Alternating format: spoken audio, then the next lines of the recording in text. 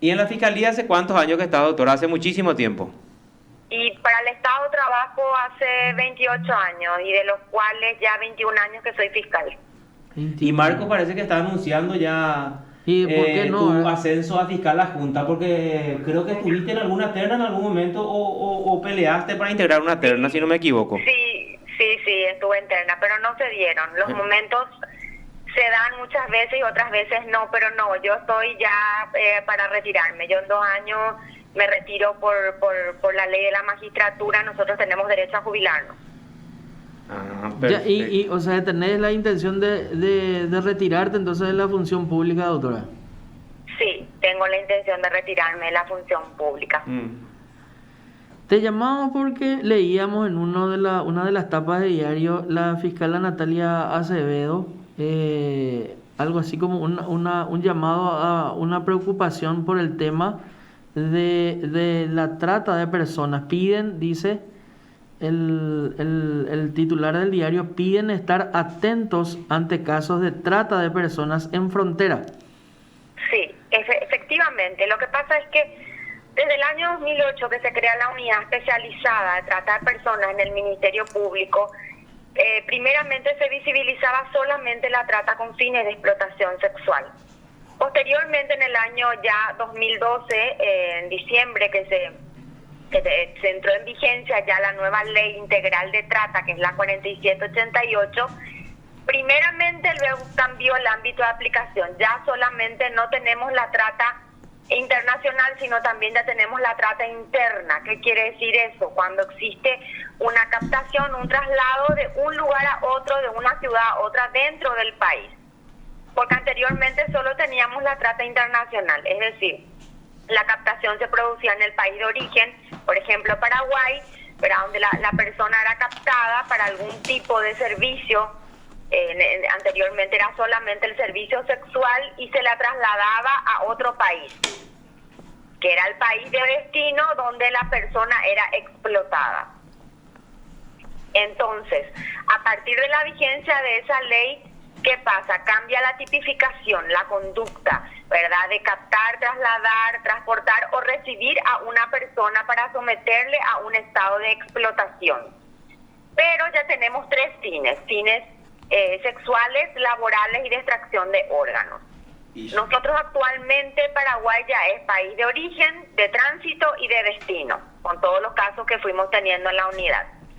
Ahora bien, con la pandemia pudimos visibilizar más los casos con fines de explotación laboral y sobre todo con víctimas que son niños y adolescentes, cosa que anteriormente no visibilizábamos tanto. Pero actualmente tenemos 56 víctimas visibilizadas que fueron debidamente certificadas, ¿verdad?, por el Ministerio Público, cosa que se hace en la Delegatura Nacional de la Unidad Especializada. Y o sea, víctimas de explotación laboral fueron estas adolescentes, dijo, ¿verdad, doctora? ¿Verdad? Adolescentes, la franja más o menos entre 15 y 17. Tanto varones como mujeres. Anteriormente solo visibilizábamos el criadazgo, que si bien el criadazgo es una construcción social, sí, no es realmente una tipificación, una conducta, porque la tipificación que tenemos es la trata de personas.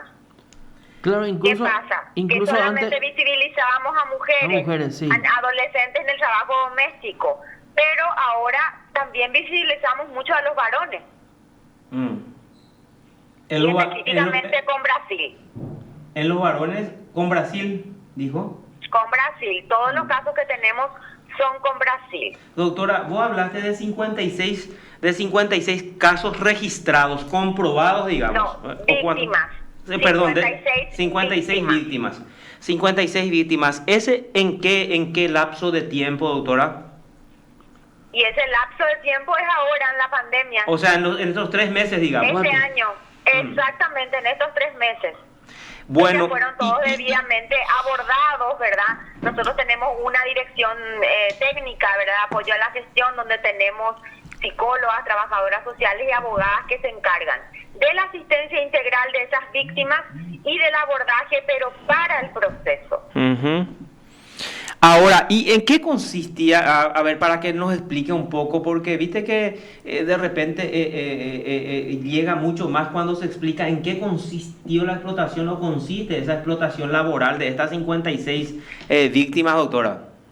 Bueno, en su mayoría las víctimas son captadas acá en nuestro país, ¿verdad? En zonas vulnerables o en departamentos vulnerables como son Caguazú, Alto Paraná, Canindeyú. Esas personas son trasladadas, ¿qué quiere decir? Transportadas por alguien hasta la frontera.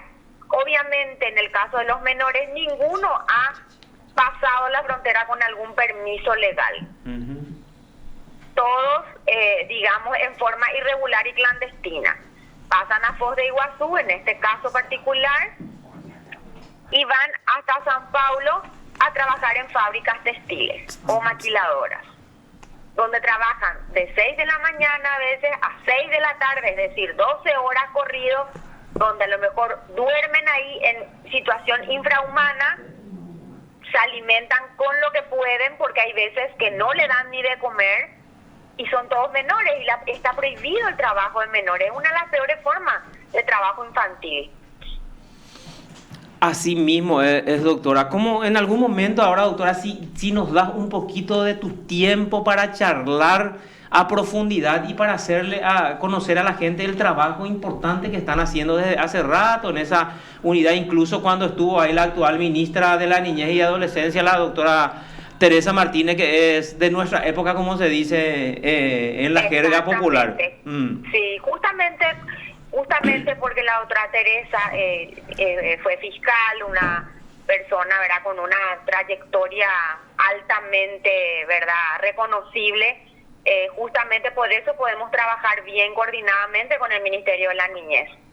Ahora, con doctora, otras instituciones también. Para ir concluyendo un poco, ¿y qué medidas se adopta con respecto para evitar esta explotación, o para trabar por lo menos de esta explotación que se está dando con las 56 víctimas?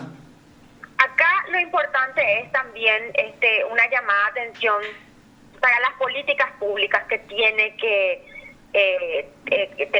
transmitir el Estado, ¿verdad? ¿Por qué? Porque la mayoría de las personas que realmente fueron objeto o víctimas de esta situación son de escasos recursos, es decir, estamos hablando de una extrema pobreza, donde no dimensionan la situación de peligro a la que pueden exponerse. Entonces, acá tiene que haber políticas públicas mucho más severas y mucho más concretas a lo que es la reinserción laboral para justamente la gente joven. ¿Por qué? Porque el nivel, la mayoría ni siquiera terminó el 6º grado, es decir, ni siquiera culminan sus estudios, que es una parte muy importante. No tienen oficios, que al tener un oficio uno sabe que tiene una salida laboral. Y eso afecta a lo que es la economía familiar. Nosotros tenemos muy instalado en nuestro país que tanto los niños como los adolescentes tienen que colaborar en la familia. Sí. Eso todavía está muy arraigado en nuestro país. Entonces, todo ese tipo de situaciones nosotros debemos de alguna forma sensibilizar y concientizarle a las personas, porque no solamente los operadores de justicia somos responsables, toda la sociedad civil es responsable de lo que está pasando con los niños y adolescentes en este momento. Y efectivamente se ha visibilizado con estos casos. Qué terrible. Estábamos calculando acá con Carlos, 56 es un número realmente alarmante. Sí, es alarmante. Es un número alarmante, porque hasta ahora lastimosamente tenemos 46 víctimas fatales del COVID, pero también en paralelo tenemos 56 víctimas de trata de personas, que como vos dijiste es lo peor que le puede pasar a un ser humano, ¿verdad? Imagínate a una persona, un adolescente que le ofrecen un trabajo para ir a trabajar, no, fulano luego ya se fue, qué sé yo, vas a ganar tanto. Imagínate una persona que está ya en una situación vulnerable de extrema pobreza y le ofrecen un trabajo, por supuesto que va a aceptar, no va a pensar 2 veces. Ni siquiera va a pensar en que está exponiéndose a un riesgo, porque primeramente, en el caso específico de Brasil, no conoce el idioma. Sí. Todos sabemos que los brasileros siempre hablan el portugués y no van a luego hacer un esfuerzo para hablar el castellano como hace el paraguayo, un esfuerzo para hablar el portugués. Porque eso hay que destacar. Nosotros los paraguayos siempre nos adaptamos al lugar donde estamos, inclusive con las personas que estamos. Entonces todo ese esfuerzo hace ese adolescente, se arriesga, asume ciertos riesgos en contra de su integridad.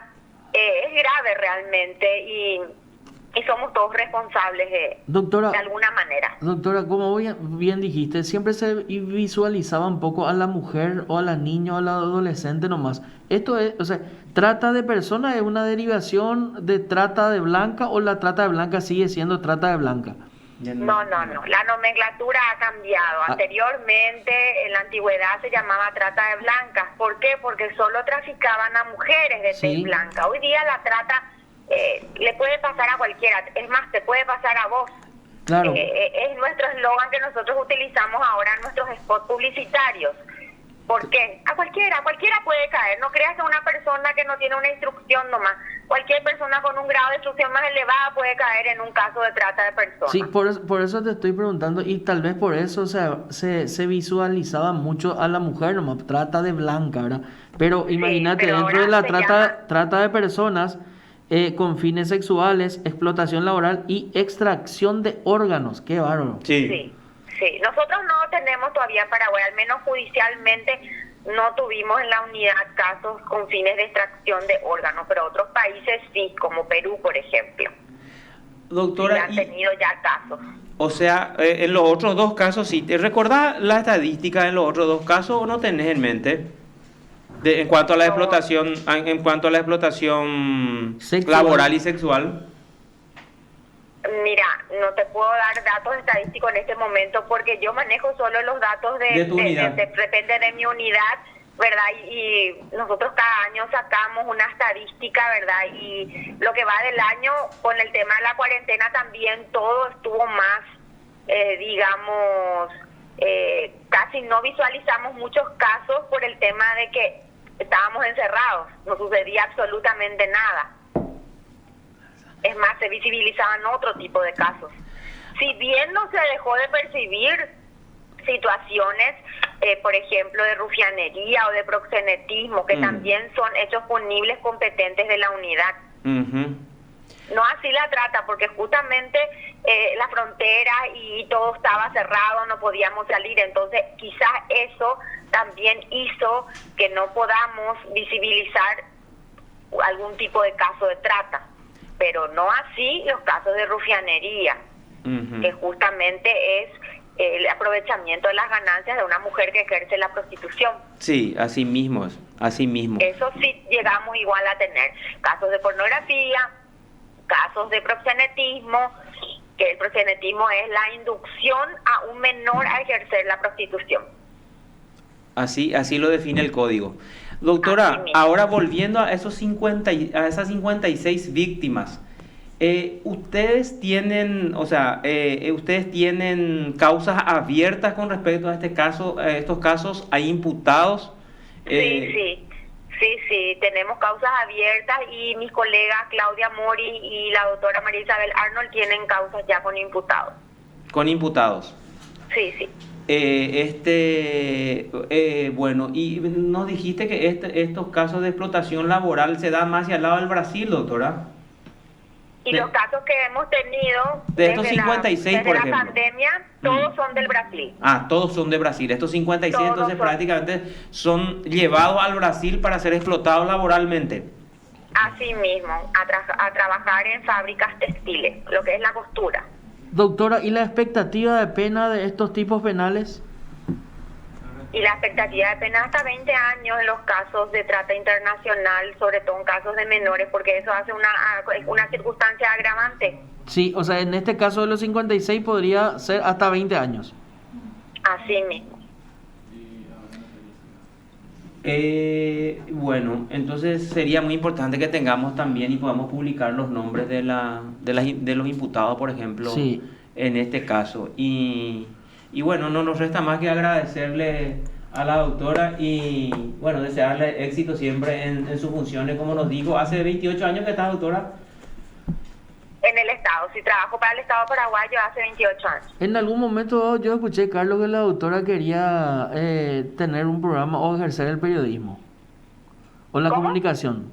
¿Yo escuché bien eso o me comentaron que a la doctora Acevedo le gustaría en algún momento dado tener algún programa periodístico o ejercer la comunicación? La verdad que sí, me gusta mucho. Siempre dije que me gustaría hacer radio alguna vez. Bueno, Me parece un trabajo interesante y yo creo que justamente la comunicación es la base de todo. Si nosotros comunicamos bien las cosas y ese mensaje se transmite en forma coherente, eficaz, yo creo que le va a llegar a la ciudadanía muchas cosas. así mismo. Y bueno, y este es un medio de comunicación, doctora, que se denomina PDS. Es un medio de comunicación cuyo lema es buscar justicia en la justicia. Tenemos varios programas periodísticos de tinte judicial, ¿verdad? ¿Por qué no acá empezar, por ejemplo, a dar tus primeros pasos, doctora? Sí, ¿cómo no? ¿Por qué no? Podría ser, todo en esta vida puede ser. Sí, porque hay jueces de paz que tienen su Sí, programa hay en jueces horas de la tarde. los miércoles de 18 a 20 horas, La Justicia de Paz con Vos se llama el programa, ¿verdad? Y está Sí. dirigido, o sea, conducen 2 jueces de paz. Y es bastante Qué interesante que la ciudadanía realmente sepa realmente cuál es el trabajo y el alcance de la labor de los fiscales de los jueces, ¿verdad? Sí, realmente es muy cierto porque muchas veces las personas tienen mucha expectativa con el trabajo de los fiscales o de los jueces o del mundo del Poder Judicial realmente. Y hasta cierto punto es, digamos, atribución de cada uno, ¿verdad? En nuestro caso, somos investigadores, dirigimos la investigación y llevamos a juicio. ¿Y el juez cuál es su función? Juzgar, resolver ese caso. Entonces cada uno tiene una función distinta y a veces pecamos en que la ciudadanía tiene una expectativa que no llenamos nosotros también. Perfecto. Muchas gracias, doctora, y vamos a estar en contacto contigo en cualquier momento. Muchas gracias a ustedes por este espacio que me dieron y desearles éxitos en este nuevo programa que están emprendiendo y bueno, siempre en tiempos de crisis surgen cosas positivas. Así mismo, y tener la puerta abierta acá, como te dijo Marco, doctora. Es una cuestión de conversar y charlar. Muchísimas gracias, muy amables, que tengan un buen día. Gracias, Igualmente, doctora. Así estuvimos en comunicación con la doctora Natalia Acevedo de la Unidad Especializada de Lucha contra la Trata de Personas y Explotación Sexual de Niños, Niñas y Adolescentes. Así mismo es. Ella es la hija. Usted está escuchando PDS. La hija, si a eso te iba, Gerente, madre, no. Ella es la hija del actual ministro del Interior, Euclides Acevedo. Acevedo, sí señor. Podemos irnos a